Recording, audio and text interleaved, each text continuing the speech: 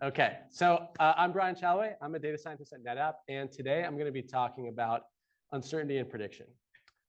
So there are some cases when your predictions will lead directly to some action, but in many cases, there's going to be some intermediary agent that's going to take those as inputs and then make the final decision. And it could be that you are predicting transit ridership, and this is going to be used by, say, a city planner in determining bus routes. Or maybe you are predicting sales figures, and this is going to be used in inventory management.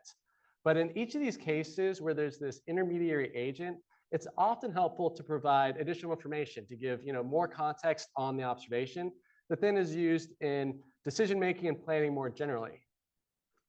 And there are a lot of different types of information you can provide. What I'm going to be focused on today is measures of uncertainty. And I'm going to suggest that in many situations, rather than providing just an individual prediction, you should be providing a prediction interval. And the prediction interval gives a range of values within which you think your observation is going to fall.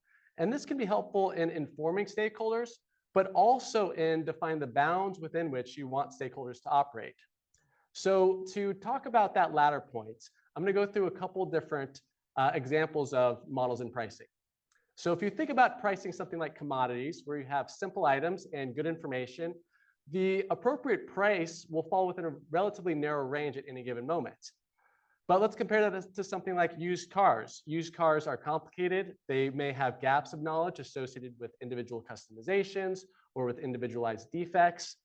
And all of this then contributes to there being a greater amount of uncertainty in terms of what an appropriate price range is. And this then leads to it being notoriously an exercise in haggling to go and buy a used car. It's that greater amount of uncertainty that gives the selling agent a greater amount of latitude in setting a final price.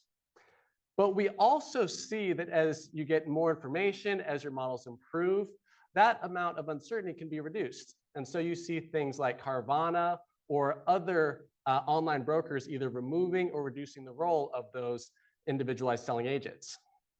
So all this is to say that prediction intervals can be helpful both in giving information to stakeholders and also helpful in defining the bounds within which you want stakeholders to exercise their agency.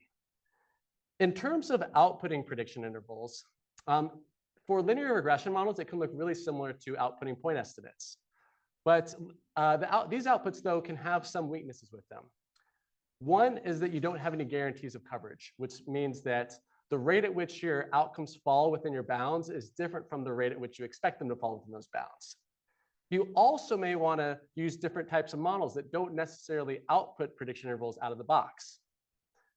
They also come with a variety of assumptions. A big one being an assumption of constant variance across your observations. But if we think back to the used car example, you might think about a car with 10,000 miles on it and think that the appropriate price range may fall within a more narrow band there than, say, a car with 100,000 miles on it.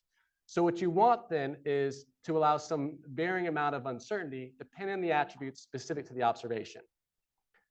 So the approach you hope for then is one that is going to have some guarantees of coverage, is going to be relatively model agnostic, and is also going to be mostly assumption free and allow for different amounts of uncertainty specific to the attributes of that observation. And a procedure that checks a lot of these boxes is to use quantile regression to set your upper and lower bounds, and then to adjust these based off of holdout data. And this is also known as conformalized quantile regression. And this is a lightning talk, so I don't have time to walk through this procedure, but I want to point you to Max Kuhn's talk from last year's Posit Conf. And there he walks through an implementation of this for random forest that's really helpful. And then there's also a paper called A General Introduction to Conformal Prediction that has an associated YouTube series that walks through a more general approach for setting up this procedure. And my hope then is that you leave feeling more confident when setting up measures of uncertainty to go along with your predictions. Thank you for your time.